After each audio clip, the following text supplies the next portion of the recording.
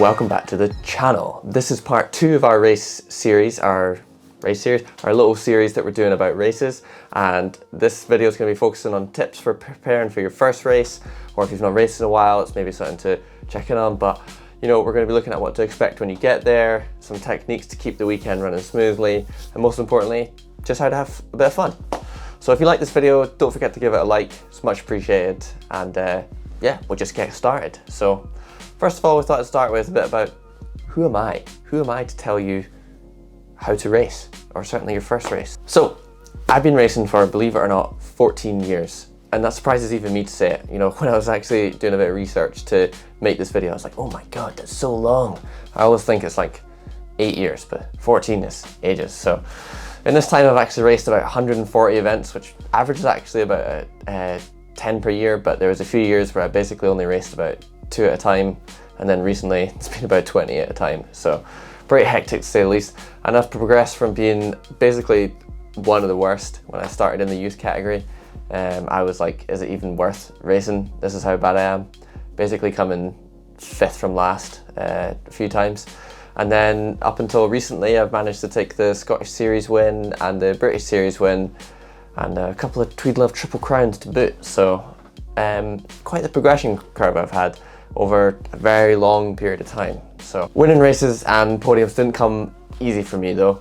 I had to learn the hard way and had about 1 million injuries to go with it. So hopefully that qualifies me to give you some advice for your first race. So full disclaimer though, this is just advice and you'll need to take it with a bit of pinch of salt, try it out and see if it works for you. Racing bikes is a very individual experience and everybody does it slightly differently, but I hope you're able to learn something from this video, because I think you will. I think these are pretty broad. It'll be something for you. So let's get started. Tip number 1, read the race book. Now, I sort of at first used to laugh at people that read the race book. I had a friend whose mum used to print off the race book, circle the important bits for him to make sure he didn't miss the important bits, but it's so important and it's something that I've learned the hard way. You know, whilst all races follow a similar format, reading the race book and the schedule beforehand can just save you all sorts of hassles. It's really useful so you know how much time you're going to have to practice and whether or not you're going to need to wear a full face helmet or not. Most race series generally run practice between about 9 and 4 and allow the use of both a half face or a full face. However, this year the Scottish Enduro series, for example, is making full face helmets mandatory, which to be honest I prefer. It feels a lot safer, but you know, it's just reading the race book helps clarify these things and helps you preventing any road breaks or turning up without the right gear. So really helpful to read the race book, and usually they'll send out the race book a week or 2 before, but you'll also be able to access it when you're at the event. The event organizer will be able to help you out with any information you need to know, but read the race book before to save any hassles when you arrive basically. So tip number 1. Tip number 2, don't worry about the result. Now this might seem obvious, but try not to worry about it. Easier said than done, I know. But if it's your first race or one of your first races, there's going to be a lot of fast and experienced racers there. Even at a sort of beginner friendly race, there'll be people there that do a lot of the beginner friendly races probably. So, but just try to focus on your own race and try to improve on the things that you can from race to race, and you know, the results will come by themselves. I personally just try to set myself the goal of riding each race as fast as I know I can, because at the end of the day, if I just do the best for me, the result will speak for itself. And you're only as good as your result. So just, you know, just let it go. Let it go. Tip number 3, this is a quick one. Just go with someone who's been before, if you can. This will take a lot of stress out of your weekend, and basically they'll just know the score and hopefully keep you right. So that is a nice easy one to do. Tip number 4, focus on yourself and don't worry about what everyone else is doing.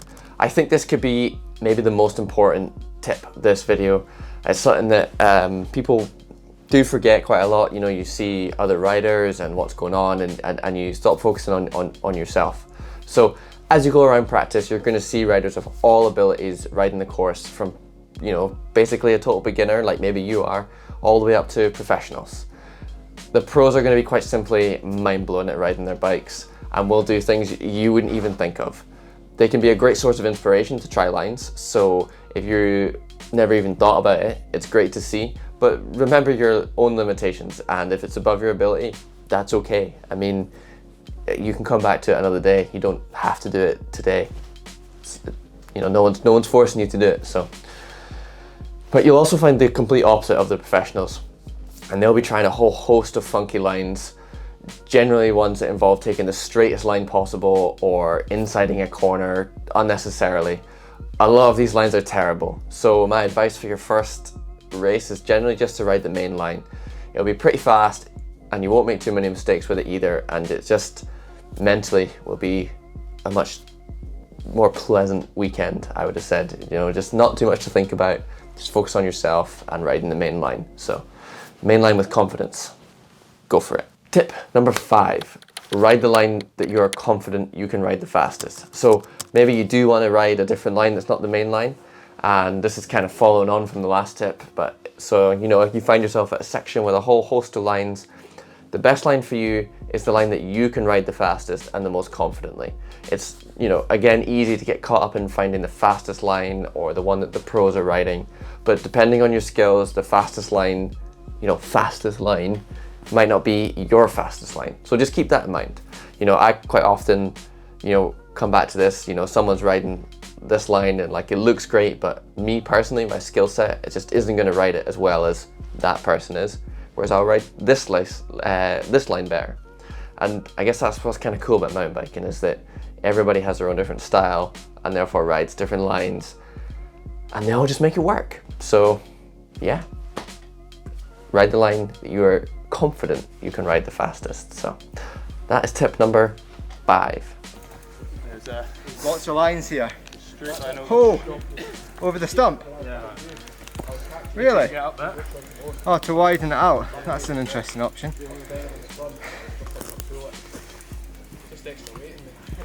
Got to be looking for lines up here to try and keep up with the locals, don't you?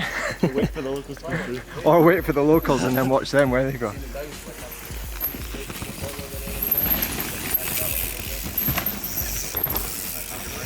Ian Ostermill, making it look lovely.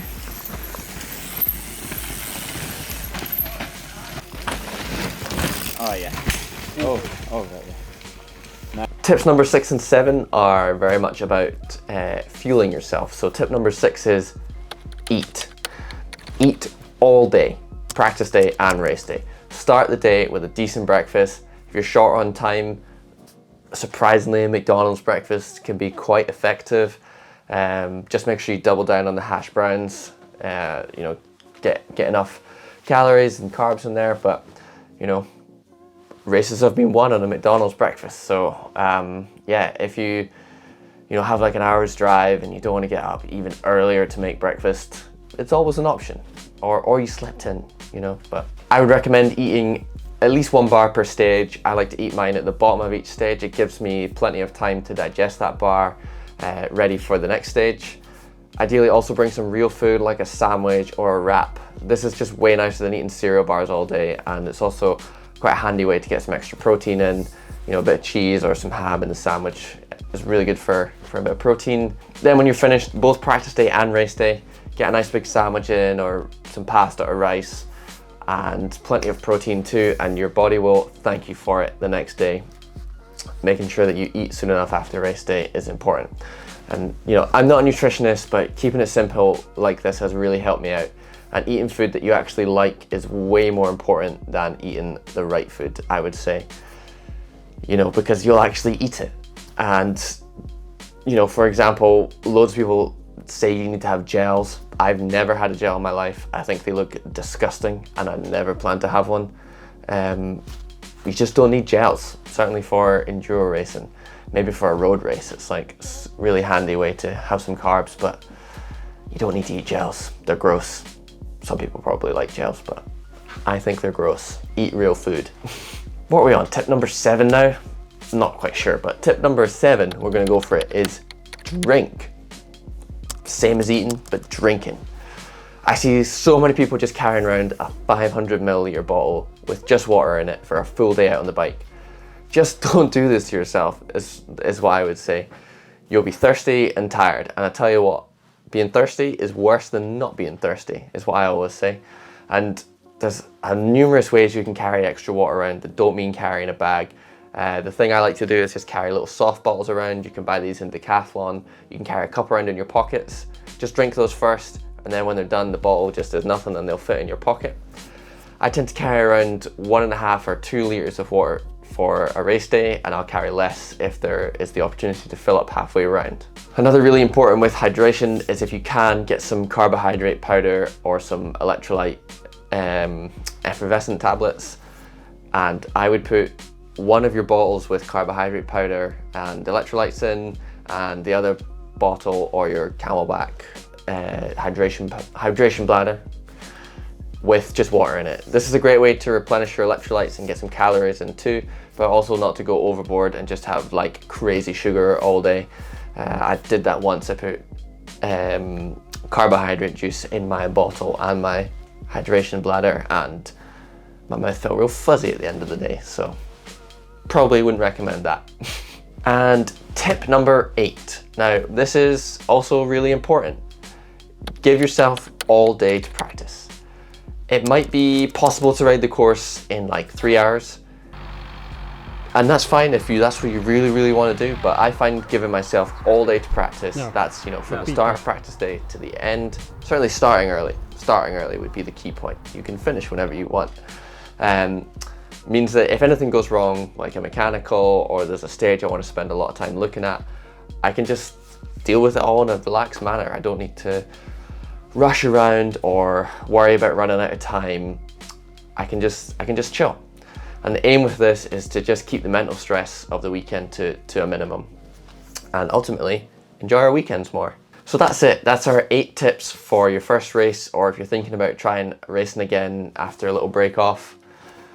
Hopefully these tips will help it go that little bit smoother for you, and just remember the most important thing is to enjoy yourself. Keep that in mind if it's feeling a bit tough. It's just for fun, and we all have to go to work on Monday, whether we win or come last. So we might as well have fun regardless. We really hope you enjoyed this video, and if you've got any other tips you'd like to share with any of the other viewers, just drop them in the comments below. We'd love to see them and maybe include them in a future video.